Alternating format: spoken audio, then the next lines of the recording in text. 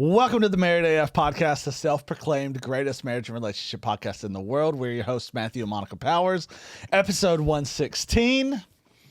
And this episode is coming out of something that I would say would birthed out of the cruise and some of the shenanigans side of the cruise and really what led up to the cruise. And we'll just call it from the Facebook group that started it. And it started with the pineapple asking people. If you don't know what that means, apparently... It didn't birth from the cruise. Well, no. This is not new. It is not brand new, but at least for us to be able to talk about it or want to talk about it, that's where it was birthed out of. Yes. But in case anyone doesn't know what the delicious fruit of a pineapple has turned into... It's got to be upside down. Apparently, if you turn a pineapple upside down, that means, hey, our marriage is open. We're willing to bang anyone and everyone that comes our way. And I'm just willing to let anyone sleep with my wife. Come and join the party. That happened on the boat. There were those people there. They post. They're very open about it. Yes. Which is fine. Listen, if that's your style, that's your style. Okay. We've never been on a Carnival cruise. No, we have not. And we will never be on a Carnival cruise because we watched the poop cruise. But also, even over. before that, and that was 12 years ago? Yes. Or more? It was a while ago. But I know that's a major thing that happens on Carnival cruises. They have it banned where you can't put pineapples on the doors. Oh, okay.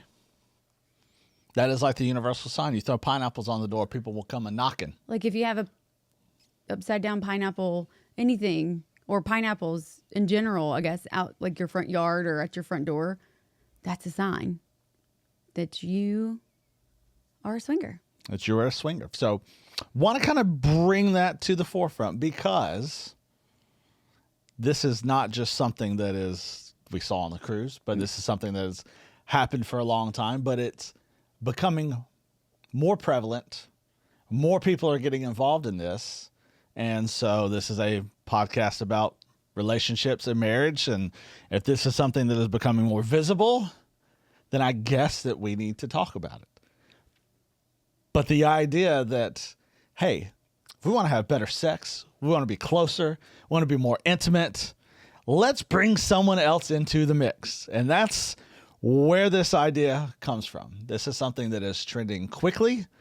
And there's some couples saying this is saving our marriage, but stats show... Hold on. This is mind-boggling to me before you get to your stats. Okay. Because if your sex life isn't good enough with just another person, maybe it's because you have more of a sex drive than your partner. It's actually... For whatever reason, or... One is higher than the other. And the other person that is not as high as the other person, how can they mentally wrap their mind around, yeah, let's add another person. I can't keep up with the one I already have, but maybe if we add somebody else, that's going to solve our problem. And we will touch on every bit. Listen, you just handed me today. these. I don't know what they were. Listen, they're notes. I said, why did you give me notes? Because, listen, I was just trying to make you as prepared as possible. I do the best I can. But today we're going to really talk about what it is, why people are trying this, and this whole idea that it actually works.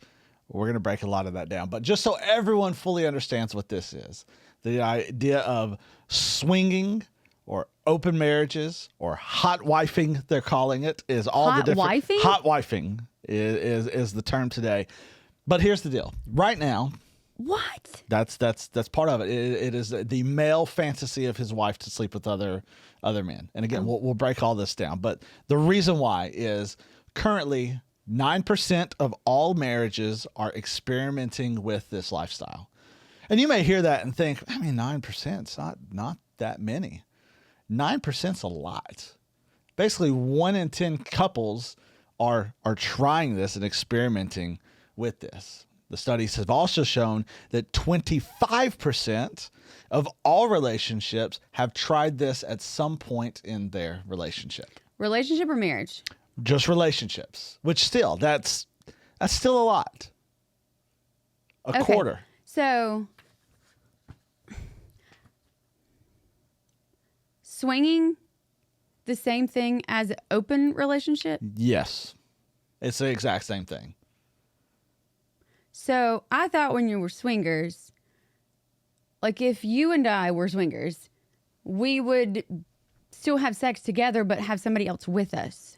Yes, it's all encompassing. It is having someone else with us. It's having multiple people with us. It's having you go do your thing, me go do my thing. Okay. It's what all I feel encompassing. like an open relationship is. Yes.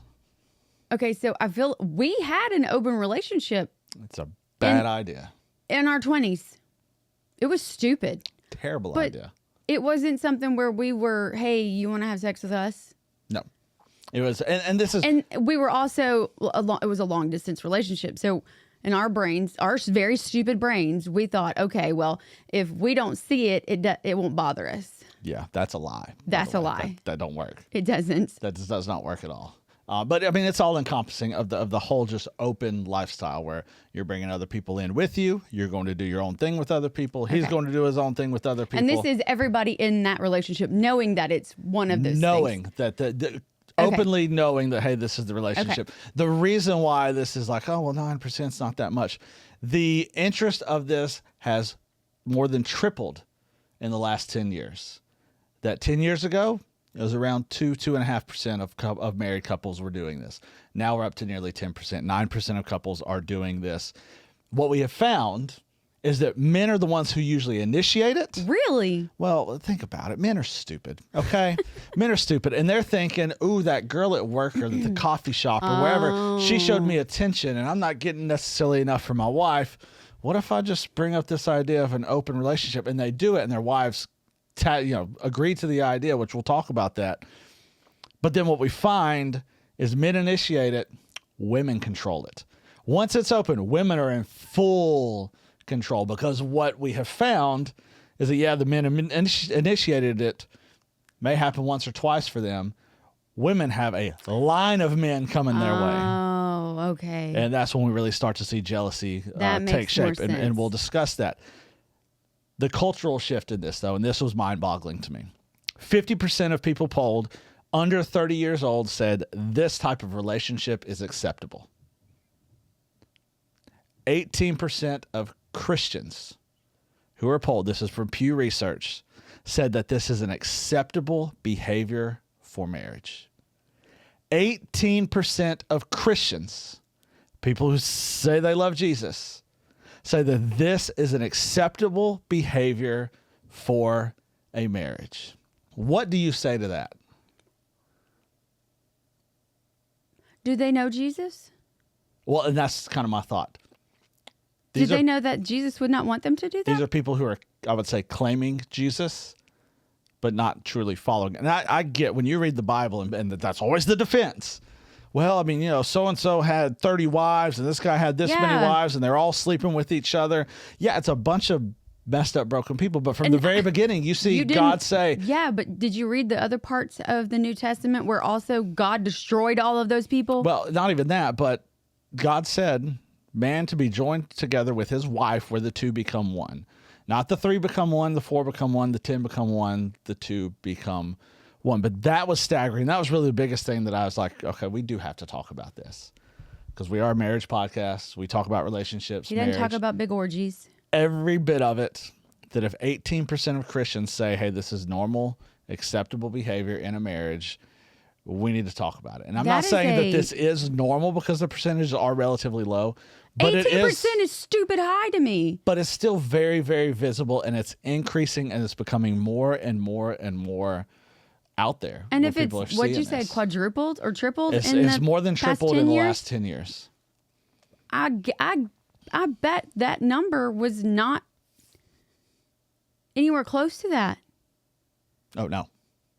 5 years ago. No, surely not. It's probably more. It's probably at least doubled, if not more, in the last 5 years. So what kind of, do you have statistics on like what kind of Christian they claim to be? I could not find any specifics on the type of denominations. I looked, it wasn't there. So I don't know. I don't know, but all I know is that 18%, the people polled, 18% of people who say they are Christians say this is acceptable behavior. So let's talk real quick why people are actually drawn to this. And the research that I show, and I can kind of agree with this, why people would be drawn to it. The first is just the excitement of it all. It is new. It's different. It's like the feeling you have when you first get into that relationship. And that's that girl or that guy who you are just so attracted to, and it's finally happening. You have the first few dates, and you just have that nervous excitement about it all. We crave excitement. Human nature, we crave excitement. We want those feelings. What we see in marriages is people just get into the routine and get into the mundane and get into the day-to-day, and they have that roommate phase is what they get into. So the dopamine of the newness is like, okay, this is exciting. Ultimately, people are bored. Yeah, that's what I was about to say. People are bored. Because I still have all of those feelings for you. Exactly. I've even told you recently, like I still, around you, I will still get that butterfly, nervous excitement in me, which is, you want to be able to have that. But people are essentially bored. They're bored with their spouse. They're bored with their sex life.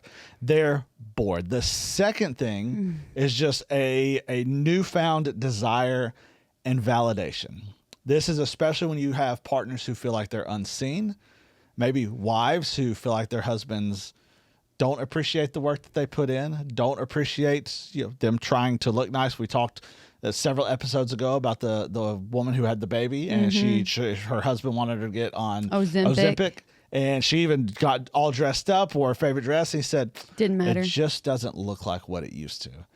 That's where you can see this happening, where people feel just unseen. I can see that, but they're just using it for sex. There's no, it's not like a throuple. They're not bringing people into their relationship. I mean, they are bringing people into their relationship whether they believe they are or not. Yes, they believe that. Because if you want to continue to have sex with somebody, you've got to have some kind of connection.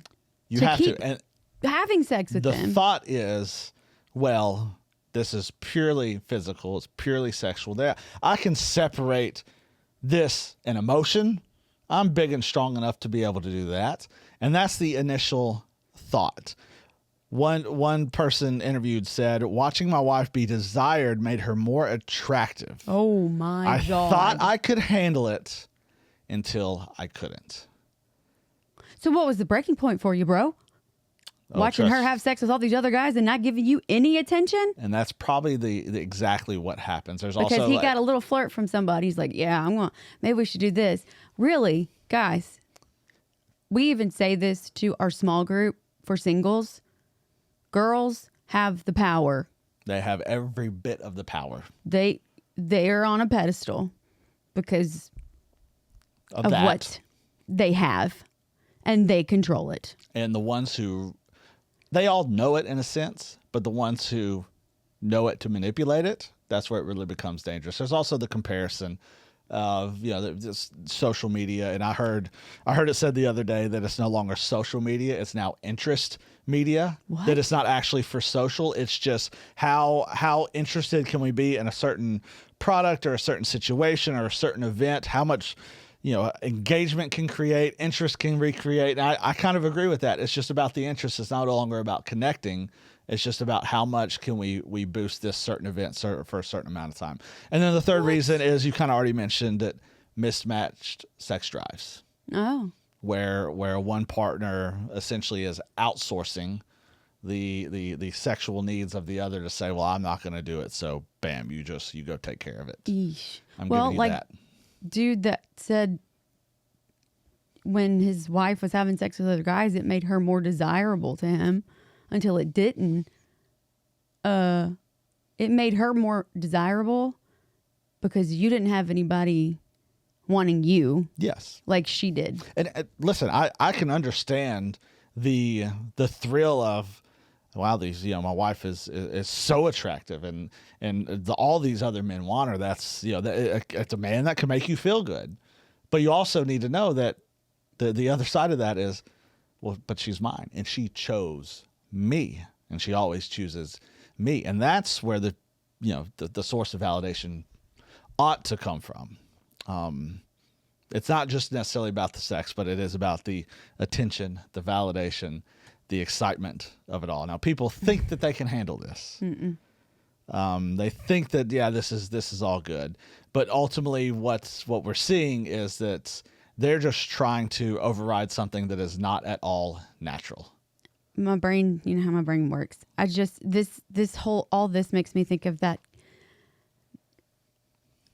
since we're on the Christian part of this, where it's acceptable. It makes me think of that guy from Liberty University. I don't remember his name. Oh, I don't remember the That's one. why I'm looking He was it the up. president of Liberty University. We looked at that. While you're looking that up, we're going to kind of transition. That's why people are excited about it. That's why people get involved in it. Is ultimately they're searching for something that they're missing. But boy, oh boy, are there downsides to all of this. Who is he? Jerry Falwell. Jerry Falwell. Yes. Falwell Yes. Jr. Yeah, he and his wife. They had boy toys for his wife, and he would just sit in the corner and watch. And that's part of this.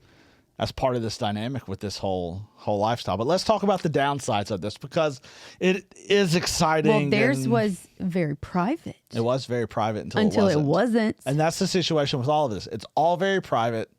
It's all very exciting until it's not. The thing is called God Forbid. I am all about some documentaries. Mm-hmm. So if anybody has some really good documentaries that I probably haven't watched yet, please, by all means, let me know. Send them our way. But this was, God forbid, the sex scandal that brought down a dynasty. Yeah, it was. And it was, we watched it, and it was I watched it twice, because after I watched it, you're like, you have to see this. and then we had to pause it And discuss it. So this may seem exciting. This may seem like this will help the marriage. This will cure the marriage. Let's talk about the downsides and why it will not.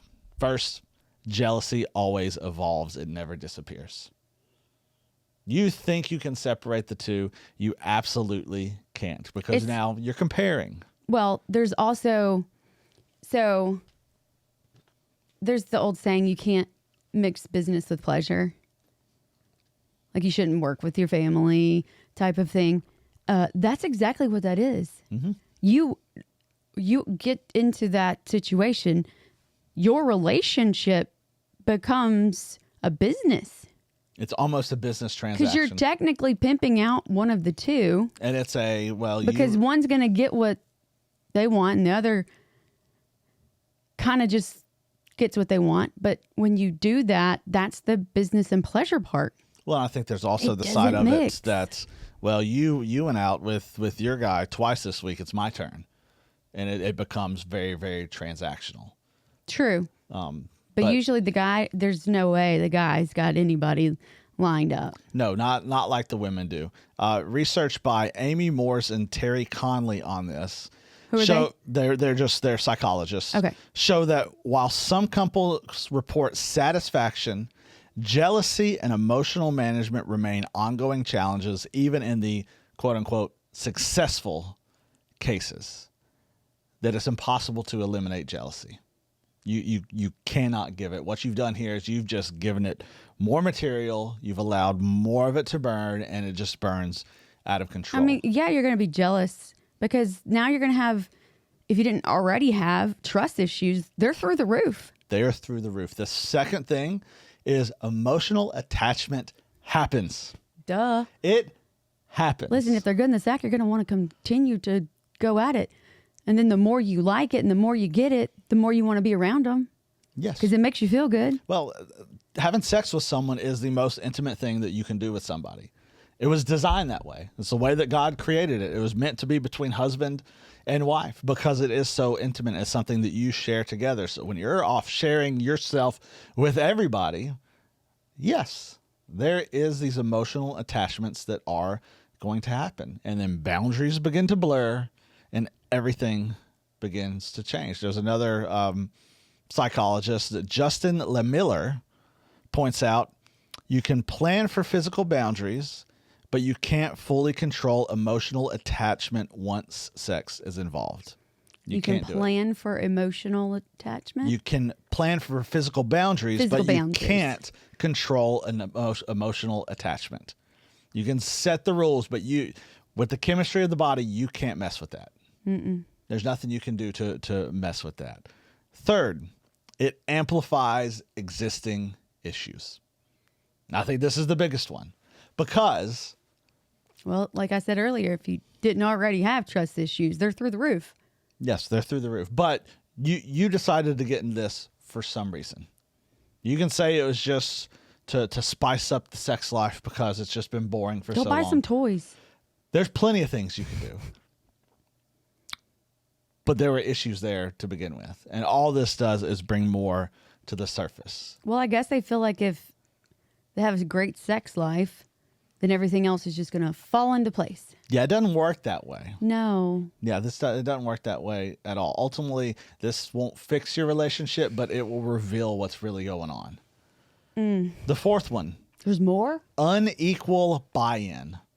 One of the major downfalls, unequal buy-in, because one partner, you don't just come together at the same time and decide, hey, I'm going to say what I'm thinking. You say what you're thinking on the count of 3. 1, 2, 3. Let's sleep with other people. That doesn't happen. I don't think there's any case where that happens. Ultimately, one person suggested it for one reason or another. There's no way the other person was like, I've been thinking about this forever. This is the greatest idea you've ever had. I've been wanting to do the same thing. No, unless other one, the dude is trying to hint all of these things to the girl and she finally thinks it and says it out loud, and that's when he says that. But he was still the initiator. He was the initiator. No matter what he says. But ultimately, one person will lead this. They will initiate it. And the other person will reluctantly just tolerate it, at least in the very beginning. What would you do if I said, I want to sleep with everybody else? I'd probably laugh. Because I know that's not going to happen. Okay, I'm glad you said that because that could have been taken multiple ways. All right. In all seriousness, though. Okay. Let's play the game. Ask me the question. I want to sleep with other people. No. End of story. That's it. What if I still did? Well, then I guess we get divorced. I mean, there's really no other option. Am I wrong? No. Okay. Because now, like, if the roles were reversed, maybe you should ask me. Hey, I want to sleep with other people. See, I'd laugh. See? Exactly. But it always is going to go. Well, for me, I know there's a line of women wait on you. And you say that. You say that. Even if there were, listen. I know there are. Okay. There are, I know a handful, All right. even married women that are waiting for me to go. So fine. You're going to have a lot of money. Say there's a line of women. They're going to be at the front door. Whatever that number of line of women is, it is like times 50 for you. It is. Just because I'm a chick. Still, it is. But when those conversations are had, one is just reluctantly saying, sure. Okay. Many therapists have said that in these relationships, even though it is agreed upon and it's something they talk about and this is what they're going to do, that it is not all consensual every time. The other person is just going along with it to try and save that relationship. To keep the other person happy. To save face, to keep that person happy. They agree out of fear or out of pressure or just to be, because they're so just uncomfortable with it. They want to avoid conflict. So they're just like, well, I guess this is just my life now. Which psychologists are saying and therapists are saying, that means this is not consensual. You are doing this against your true will. But why would someone not want to say anything? Because maybe they don't think about the outcome that is going to get worse than it already is. Well, not only that, I think that most people are just they're scared to death. They're scared to death to have that conversation. They're scared to death of, if I don't agree to this, does that mean that this relationship is over, that this marriage is over? Well, you did say that how many percentage of people under 30? 50% of people under 30 say that this is an acceptable arrangement. Well, of those 50%, the people that are in those relationships that are absolutely terrified to say no. And it happens and they're, they don't want to do it, but they do it anyways just to keep it going. The problem with the younger generation, they do not have communication skills unless it is through social media, texting, or video games. Yeah, we clearly lack proper and good communication skills, healthy communication skills. We ultimately do. Last one of the major downfalls of this, the mental and emotional toll that this takes on you. I don't think anyone truly understands how bad it is. It increases all of the stuff, all the anxiety, all the depression, all the stress, all the suicidal thoughts. It only amplifies every bit of it. And we have these comparison of, well, am I enough? Obviously I'm not enough. Well, I need to do this and I have to do this to be enough. And, I'm going to have to perform to the top of my game. I need to be 100% all of the time. Well, when that relationship falls and they are not together anymore, they're going to take all that baggage from those relationships to the next one and the next one. And when you have all of this stuff, you're never going to have a true relationship with someone because you can't stop thinking about what this person did to you or how you felt when this, and this is just my life now. I'm just going to have to continue to do this. It doesn't matter. Everybody is like this. It's okay. Well, and you bring that with you, like you said, to every relationship. And now the next guy or the next girl never stands a chance because you're casting the past trauma on that next person when they had nothing to do with it. You're comparing what you currently have to what you had, and you're not going to be going forward because you're still stuck in the past, even though you're in the future with the person that you could absolutely be made for. You're 100%. And correct. you would never know because you're too worried about what your ex did. And you're thinking, well, that is what's going to happen to me here and here and the next and the next. And those type of situations, we talk about this in small group for singles as well. Those type of situations, most of the time it's the girls. They got that DOD. Always got that DOD. If you don't know what that means, that's dong on deck. They already got the next guy lined up for, well, this one doesn't work out. I'm going to get this guy and this guy. There's always somebody on deck because they can't erase the past situations to get to where they currently are with whoever they're dating. And they'll never know what that relationship they are currently in could be like because they're still looking in the rearview mirror, wondering about the dummy that did you wrong. Yes. And as you talk about dating, that's what happens with these marriages that go to this. Studies have shown that 92% of the ones who decide we're going to be open, we're going to be swingers, we're going to be a hot-wifing couple. I don't get that term. 92% fail within 6 months and file for divorce. So now that should scream volumes. Now you have all these people who have major trauma out of this, who are now back entering the dating world, and they're just, again, bringing that into new relationships, maybe a relationship that was better for them, but they can't get over the past that was there. So does it actually work? Obviously not. Long term, not. One of the companies. Long term is 6 months considered long term. Well, in the long run, it absolutely does not. In the very beginning, it could seem fun and exciting, and you're all in, and you're just kind of suppressing some of the emotions. Long term, it definitely does not work. One couple particular.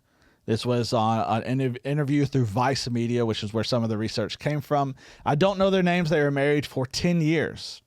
They said their sex life had just become routine. The wife said she had felt invisible. So the husband suggested this to try and spice things up. Here's what they said went right. Hold on. Him suggesting to sleep with other people because she felt invisible. That's just mind-boggling to me. If she feels invisible, why don't you make her feel seen? Make her feel Grass seen. is not always greener on the other side. No, usually. If you're looking at somebody else's grass going, oh man, I really like their grass, I'm going to go over there. Maybe you should start watering your own. Yeah, because even if you do over there, guess what? You're going to have to water it. You're going to have to cut it. You're going to have to fertilize it. You're going to have to do all the stuff that you need to do with That your you own never did yard. to your own. So here's some things they said went right. They started talking a lot, which Imagine. look at that. That's a benefit there. They set boundaries and rules. The wife, she felt desired. Again, the husband reported Because other men wanted her. the husband reported increased attraction to his wife, which all of this stuff it's real, it's valid, it can happen, and it's all at the very beginning on the short term. Because here's what went wrong: jealousy started creeping in. On whose They didn't say which one. I'm hubby going to got say probably jealous. the husband's side. Mm-hmm. Husband began comparing himself to all of the other men. Oh my. Wife started enjoying the attention more than she ever expected, which led to emotional tension increased behind the scenes. Ultimately, the interview showed their marriage didn't improve because other people improved it. It's because they finally started communicating. But the very thing that they introduced to try and help started creating new emotional problems they were not prepared for. They were chasing excitement, but they inherited complexity. And I'm going to say that's going to be the story for pretty much every single person. Well, we've said this before. This is another situation where people are absolutely trying to find the next thing that's going to keep them happy. And happiness is fleeting. It is going away as fast as you find it.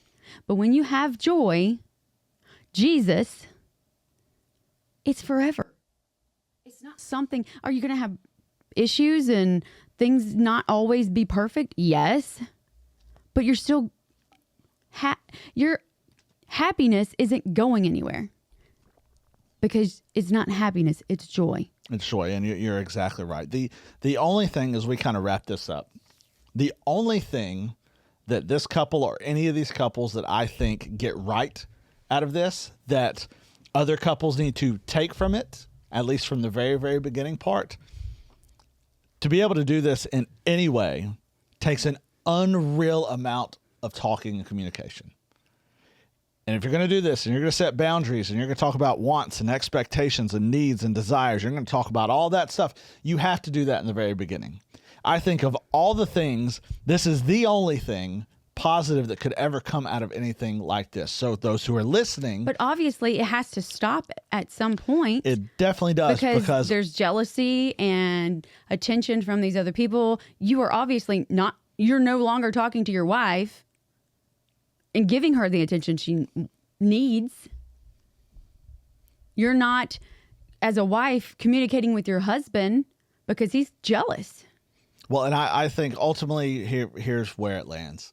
Is I think in the beginning they are talking and communicating at an extremely high level, better than probably 95% of every other couple on the planet.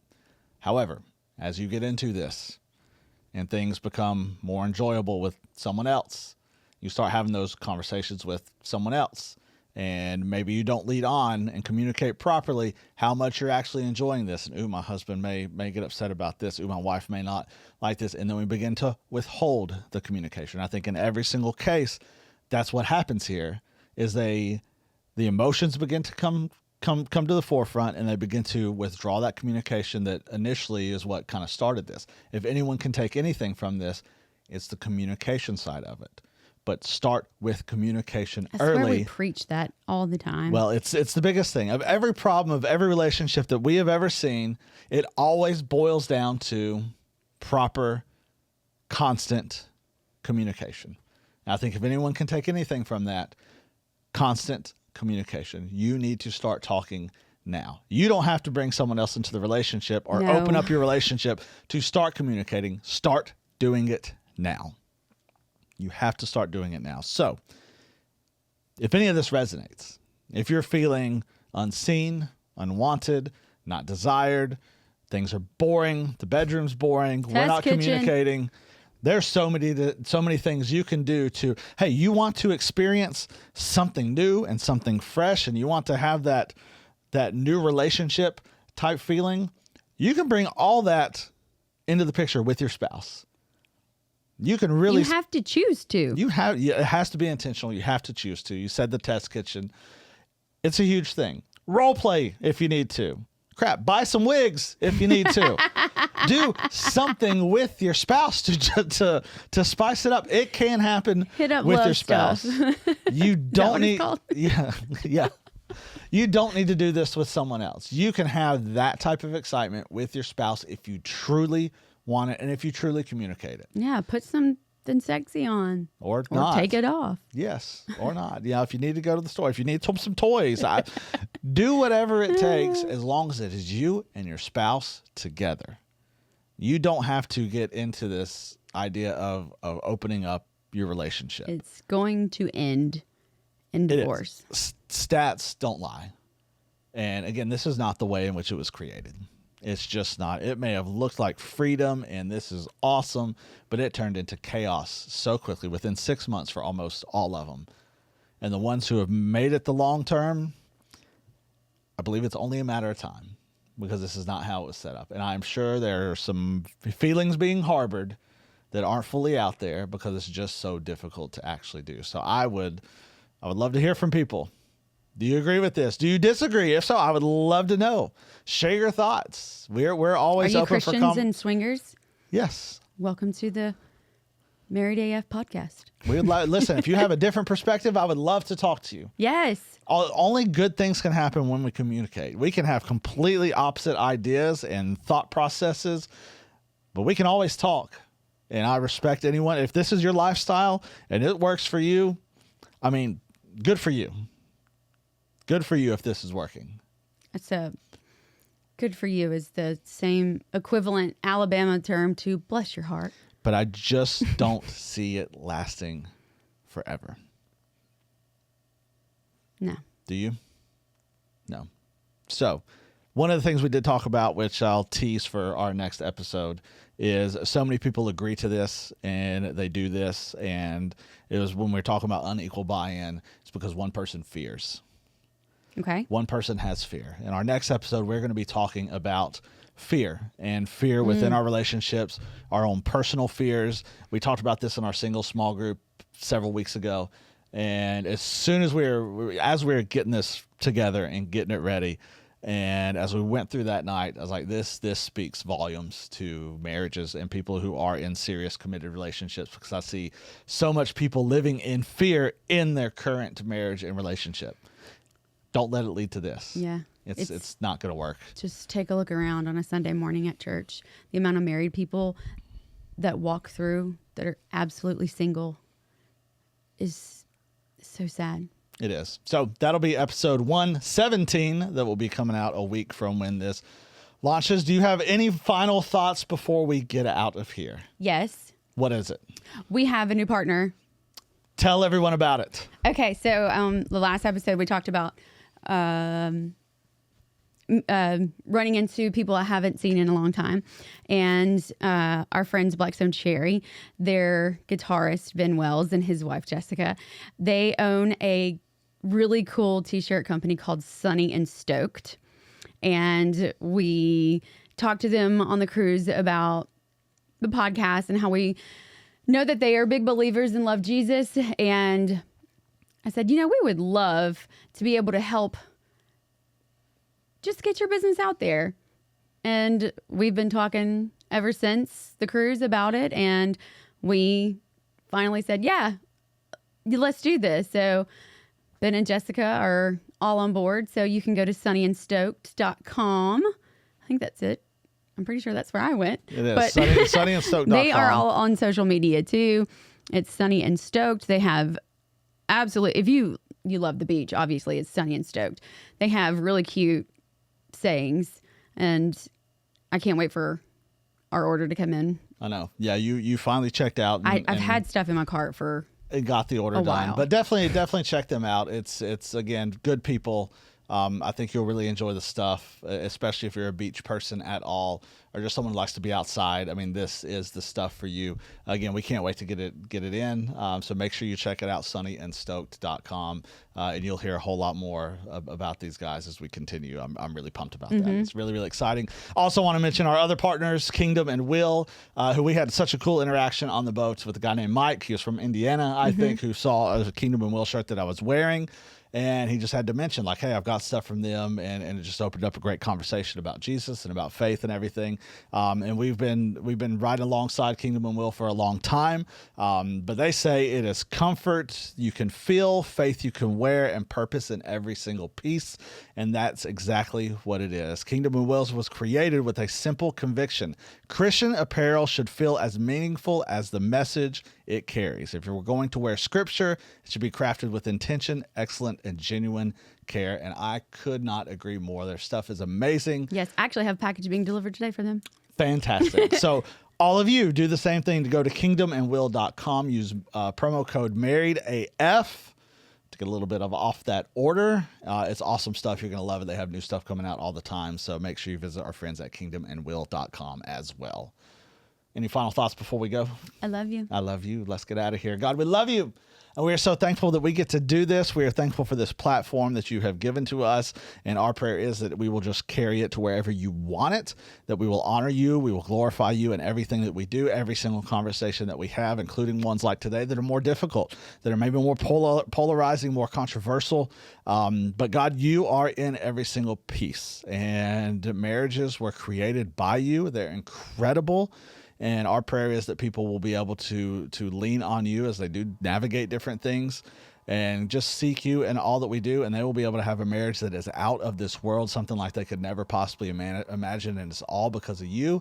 And we are grateful for that. In your name we pray. Amen. Amen. Play ball.